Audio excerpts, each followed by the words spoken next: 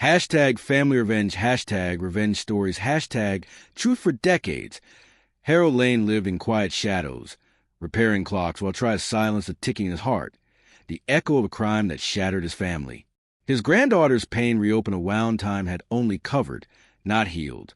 When justice failed her, Harold found something buried in his workshop, an old watch engraved with his own mark, and the memory of betrayal he'd once endured. Every tick reminded him that silence protects the guilty. So he stopped fixing time and started using it. With every gear he rebuilt and every truth he uncovered, Harold exposed the empire that profited from lies. In a single night, his revenge became something greater than punishment. It became proof that truth never dies. It just waits for the right hands to wind it again. He couldn't turn back the years they stole, but he made the world remember what it owed him. Red Heart, like, comment and subscribe for more real stories of courage, revenge, and redemption. Hashtag justice, hashtag redemption, hashtag legacy. The gears remember what men forget. Harold's voice was low, almost a whisper, as the old man brushed dust off a brass cog that hadn't moved in 30 years. The workshop smelled of oil and rain, the same scent that once meant peace but now tasted like vengeance. Every clock on the wall was silent. He'd stopped them all. The only sound left was a slow, deliberate click of a single watch he was rebuilding, the one that started it all. His hands moved without tremor, precise and calm, as if anger had finally given him focus. "You can't fight power with fists," he murmured, tightening a screw. "You fight it with proof." On the other side of the room, Mia stood quietly, watching her grandfather reassemble time itself. She hadn't slept in days. The world outside didn't believe her, but Harold did, and somehow that was both a comfort and a terror. "You really think this will help?" she asked softly. Harold didn't answer at first. He reached for a small black notebook from a locked drawer, the one labeled Price Industries, 1993. "When people lie, they forget to clean up the mess behind their words," he said. "We'll find what they left behind." He opened a folder thick with faded receipts and hand-drawn schematics, each one linking back to the empire Leonard Price built off his stolen designs. Decades of fraud wrapped in signatures and seals.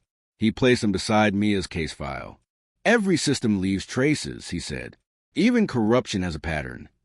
He began sorting, aligning, mapping threads between timelines the same way he'd once calibrated pendulums. Patient. Exact. Mia stepped closer, watching as he connected her closed investigation to Price's shell companies, to the names of men who had power over police files and surveillance servers. "Grandpa, how did you get all this?" "Because I built their clocks," he replied. "And I remember who paid in cash." Later that night, when Mia fell asleep on the couch, Harold called an old friend, Detective Rowe, long retired but still loyal to truth. "I need access to the archive," Harold said. "You'll get me fired," Rowe whispered.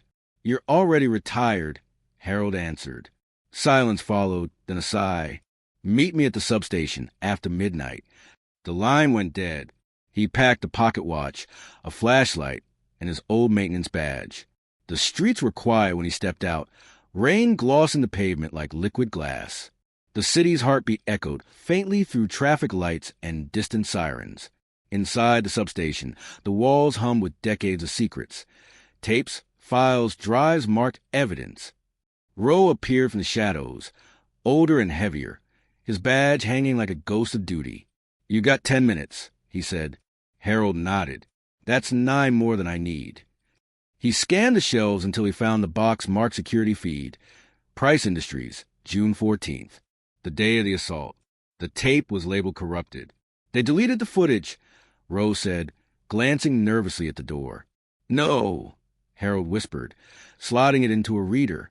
"They thought they did." The screen flickered, static and black at first, then faint movement, shadows in a corridor, blurred figures, muffled voices. Mia's laughter, sudden, trusting. Then noise, a scuffle, a scream. The footage cut out. Harold's jaw tightened. "Pause it," he said. He rewound, frame by frame, until he saw it. A reflection in a glass case, clear enough to reveal a face. Leonard Price's son. Rowe exhaled sharply. "If this gets out, it will," Harold said, ejecting the drive and sliding it into his coat. Time's running out for them.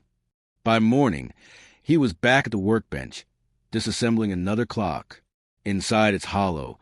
He hit the drive and sealed it with resin, then set the hand precisely at 3:17 the moment the screen went dark. It wasn't hiding. It was preservation. He built 3 identical clocks, each one containing a copy of the proof. One would go to the reporter who first covered Price's company years ago, another to Roe, and the last to a safety deposit box under Mia's name. When Mia woke, she found him polishing one of the clocks. "You were out," she said, her voice tired. "I couldn't sleep." He smiled faintly. Neither could they. "Who?" she asked. "The ones who think time forgot what they did." She watched him wind the clock, noticing the steadiness of his fingers. "You're shaking less," she said quietly. "That's because I'm done being afraid." That afternoon, a young journalist named Clara dropped by. Small frame, sharp eyes, truth seeker written all over her. Harold handed her a sealed envelope. "You covered Price 10 years ago. You were right then. Be right again." She hesitated. "Why me?" "Because you still believe truth matters," he said. Inside was a list of accounts, transfers, and a photograph of the reflection. She looked up. "Where did you get this?" "From the only place they couldn't erase," he said, nodding toward the ticking clock. "Memory." As dusk fell, Harold returned to the workshop and turned on all the clocks. Their combined ticking filled the room like thunder building behind walls. Every sound was a heartbeat, every second a countdown. He took Mia's hand and guided her toward the bench. "You were right to speak," he said. "Don't ever doubt that." Tears welled in her eyes. "But they'll come after you." "Let them," he replied softly. "They already did once. I'm still here." When she went to bed, Harold sat alone under the lamp, staring at the last blueprint he'd drawn in 1982, a design for a prototype called Kronos Mark I, a clock that could log every vibration, every frequency in its vicinity. He had built it for truth, but Price had buried it because truth doesn't sell. Now Harold would finish it. He soldered circuits, adjusted gears, tuned the resonance coil. When the second hand began to move, it emitted a faint pulse, a living record. At exactly midnight, his phone buzzed. A message from Roe. "They're on to the missing drive. Burn everything." Harold stared at the screen, then at the ticking clock. "No," he whispered. "Not this time." He powered on the new device and placed the other clocks beside it. Their ticks aligned perfectly, like soldiers waiting for command. He picked up the phone, called Clara. "Publish it tonight," he said. "If they try to stop you, go live." After he hung up, he opened the window. The city lights shimmered like 1,000 unblinking eyes. Somewhere far below, in an office filled with glass and money, Leonard Price's son was shouting into a phone, demanding to know how a dead project had resurfaced. Harold smiled faintly. "You can't delete time," he whispered. As dawn crept in, the first headline appeared online. Hidden recordings link Price Industries to police tampering. Harold watched the newsfeed update, one story after another. The truth was spreading, quiet but unstoppable. He poured himself a cup of tea, steady hands, calm eyes. For the first time in decades, the clocks in his house ticked in harmony. He knew the fight wasn't over. Powerful men would scramble, threaten, erase again, but time was no longer theirs command. He leaned back, watching the gears turn under golden morning light, and said to the empty room, "Let's see what they do when the evidence never sleeps." The invitation was never meant to be kind. Harold Lane held the embossed envelope under the lamplight, reading the silver lettering that announced Leonard Price's charity gala, as if it were a threat dressed in elegance. Every year, the powerful gathered there, men who smiled for cameras while burying the truth under champagne. But this year, the guest list included one man they had forgotten existed. "You're not seriously going," Mia said from the doorway, her voice shaking between fear and disbelief. Harold didn't look up. "They built their lives on my silence," he said. "It's time they hear the ticking again." He folded the letter, slid it into his coat, and wound the old pocket watch until its rhythm filled the room. Each tick sounded like a countdown, a heartbeat, a warning. The next morning, the city buzzed with talk of Price's event. a celebration of innovation, charity, and legacy. Reporters called it the crown of his career. But somewhere between the printed smiles and glowing headlines, a small, anonymous tip landed in the inbox of Clara Voss, the journalist who had once risked a career exposing Price's fraud. The email contained no greeting, just a single sentence. Truth arrives at midnight. Bring a camera. Attached was an image of a silver clock with hands fixed at 12. She stared at it for a long time before whispering, "Harold Lane." While the world prepared for glamour, Harold was in his workshop, finishing what he'd started. On his table sat 3 identical watches, each engraved with a different name: Price, Marlowe, Kent. The 3 men who protected the company's lies and buried Mia's case beneath falsified reports. But these watches weren't just gifts. Each one contained a micro-recording from the restored Chronos prototype, programmed to activate with the first winding motion. When the gala began, truth itself would start ticking. Mia paced behind him, anxiety breaking through her silence. "You're walking into a room full of them. What if They won't see me," Harold interrupted gently.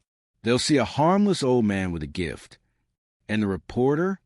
She'll see the rest." He handed her a sealed envelope. "If I don't come home, open this."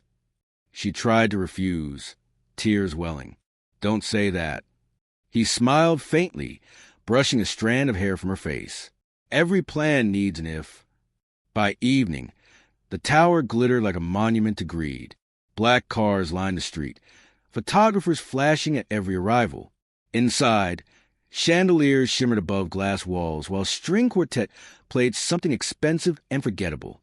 Harold entered unnoticed, blending into the hum of laughter and perfume. He wore his old suit, neatly pressed but modest, and carried a velvet case under one arm. When he reached the registration desk, the young hostess frowned. "Sir, your name isn't on the list." Harold smiled kindly. "Tell Mr. Price an old partner stopped by with a gift of time."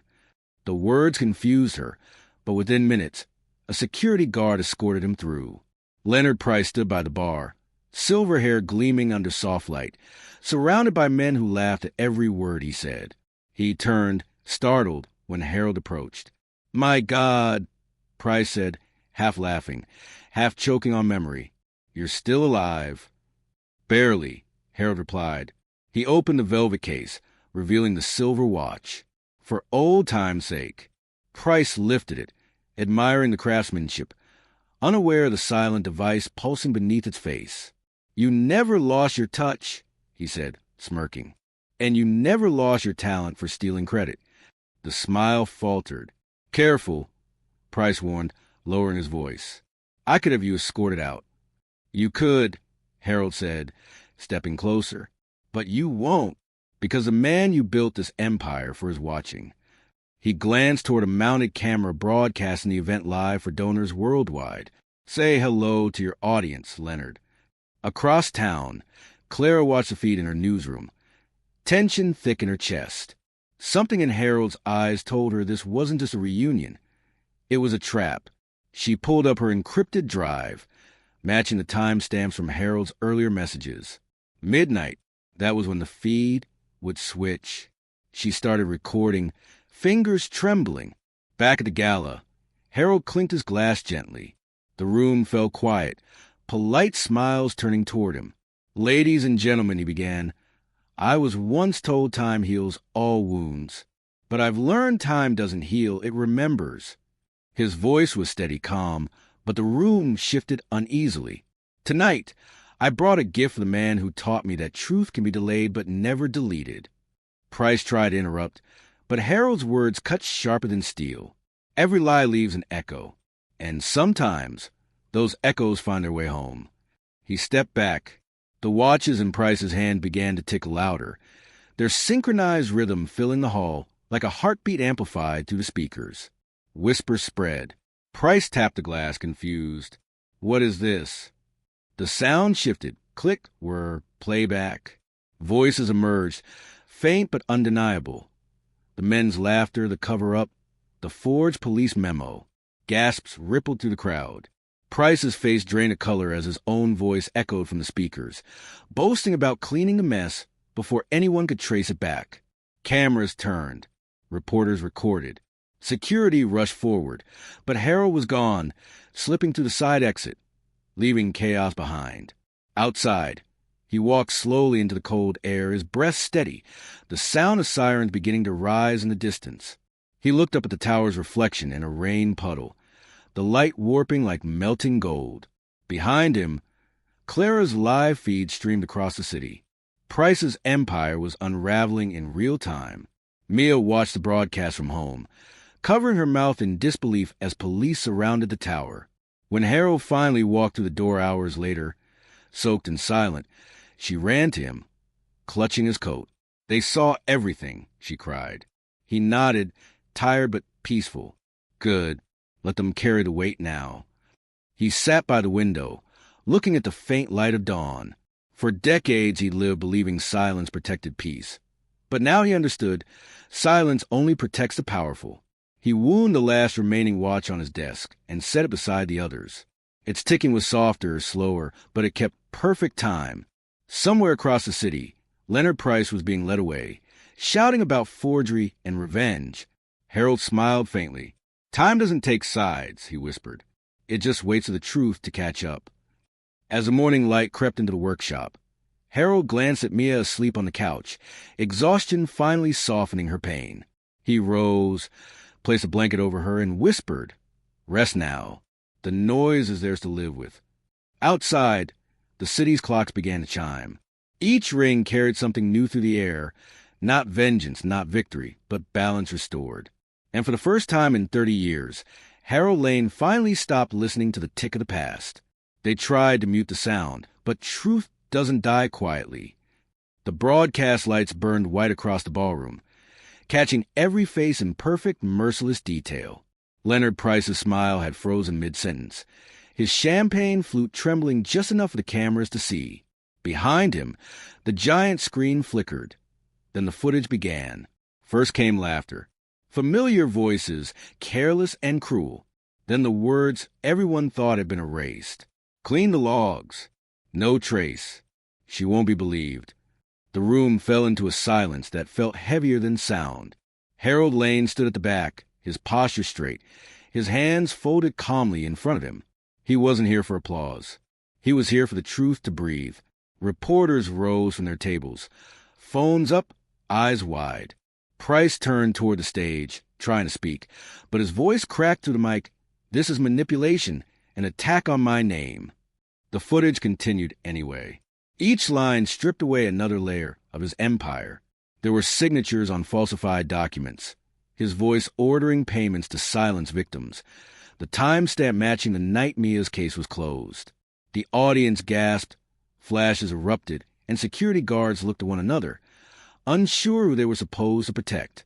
Harold watched quietly, his face unreadable. He had imagined this moment 1,000 times, but standing there, he realized vengeance didn't roar, it whispered. Across town, Mia and Clara watched the live feed on a flickering television. Mia's hand covered her mouth, tears pooling in her eyes as Price's confession echoed across every channel. "Grandpa did it," she whispered. Clara smiled, eyes glassy. "No, he revealed it. There's a difference."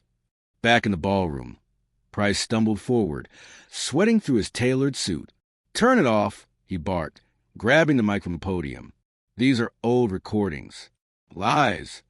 His voice rose in panic, but no one listened. Guests backed away as though corruption were contagious. The camera feed cut briefly to the reporter panel outside, their voices sharp and urgent. "We're receiving confirmation that multiple executives tied to Price Industries have been detained by police at their homes." Another gasp rolled through the crowd. Harold's lips pressed into a thin line. The dominoes had begun to fall. Price spotted him then, standing near the exit. "You!" he shouted, his face twisting. "You did this." Harold met his gaze without flinching. "I fixed what you broke." For a moment, time seemed to pause. The hum of lights, the faint buzz of microphones, the whispers, it all faded. Just two men, decades apart in choices, but bound by the same hour they'd both created. Harold turned away. Price lunged toward him, but security intercepted, cameras catching every second. Outside, The cold night wrapped around Harold like a quiet reward. Sirens wailed in the distance, blending with the echo of applause and outrage behind the ballroom doors. He walked slowly down the marble steps, his breath visible in the air. In his pocket, the pocket watch ticked softly, steady, patient, alive. A car pulled up. Mia stepped out before it stopped fully, running to him, wrapping her arms around his chest. For a moment, he let himself feel the weight of her relief. "It's over," she whispered. "No," he said gently. "It's beginning." He looked at her, eyes filled with both love and warning. Truth always leaves ruins before it builds again. They drove home in silence, city lights blurring past. The news anchors' voices spilled from the radio. Arrests, resignations, public statements, outrage. The empire that once looked untouchable was now collapsing minute by minute, each headline a crack in the facade. But Harold's expression stayed distant, thoughtful. "Grandpa," Mia said softly, "are you afraid?" He shook his head. "No, just tired of pretending that justice needs permission." When they reached the house, every clock was ticking in perfect unison, their rhythm echoing through the hallway. Claire was waiting there, her face pale but proud. "It's everywhere," she said. "Every station, every feed. They can't shut it down this time." Harold nodded. "Good. Let it spread." He reached into his coat and handed her a small metal box. "The original recording device. Keep it safe. The moment you stop telling the story, they'll start rewriting it." She took it, realizing it wasn't just evidence. It was a legacy. Mia leaned against the wall, exhausted. "So what now?" she asked. Harold turned off the lamps one by one, leaving only the soft glow of his workbench light. "Now we wait," he said, "for the silence to break." She frowned. "Silence." He smiled faintly. "Every time truth speaks, the powerful try to bury it again. But silence never lasts forever." In the early morning, police cars lined the boulevard outside Price's tower. Reporters swarmed the steps, microphones flashing. Price, handcuffed, head down, muttered something about loyalty, betrayal, the system. But his voice was drowned by the noise of cameras clicking, the sound of history documenting his fall. Harold watched it from the window of his workshop, tea steaming in his hand. When Mia entered quietly, he didn't turn. "Do you feel better?" she asked. "No," he said, "but I feel right." She moved closer, studying his profile. You could have destroyed him quietly without all this chaos. He finally looked at her. If the world never sees a crime, it keeps repeating it. Some lessons have to echo. They sat together in silence, the morning light growing stronger. On the table lay the last watch he'd built, the one with no name, no markings, no owner. Mia picked it up, curious. "Who's this one for?" "For no one," he said. "It's just to remind me that time moves forward, no matter what we lose." She smiled sadly. "You sound like someone who's done fighting." He chuckled softly. "I'm done fighting the clock. The rest? We'll see." As the day went on, headlines rolled across every screen. Whistleblower evidence confirms corporate cover-up. Court orders new investigation into police corruption. Victim's family demands reform. The story had grown larger than Harold or Mia. It had become the city's mirror. People whispered his name like a myth, some calling him a hero, others a criminal. He didn't care which. All he wanted was for her to be able to walk without fear. That night, when Mia finally slept, Harold returned to his bench. He opened the drawer, removed the watch that had started it all, and placed it under the lamp. The gears inside glimmered faintly, still ticking. He turned the hands gently backward until they stopped at the moment of her first terror, the night she came home broken. Then he let go. The hands moved forward on their own, smooth and unstoppable. He whispered to the empty room, "You can't turn back time, but you can make it remember." He looked toward the window, where the city lights shimmered like a new beginning. For the first time in years, the ticking didn't sound like regret. It sounded like peace. Please like and subscribe to this channel. White heavy check mark.